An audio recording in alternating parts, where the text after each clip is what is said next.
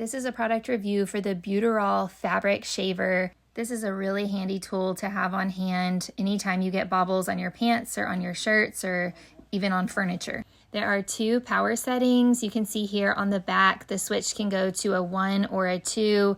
1 is the low setting and 2 is the high setting. Here at the top, you can adjust the spacer. It has a guide here. If you turn it this way, it's thicker. If you turn it this way, it's thinner. So you just look at the fabric and the pilling on the fabric, and if it's really big pilling, you would want to do thick, and if it's really thin pilling, you would want to do thin.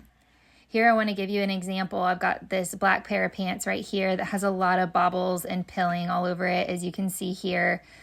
So what I'm going to do first is I'm going to adjust to about right in the middle of thick and thin, and then I'm going to use setting number 1 and just go in slow concentric circles all around the affected area.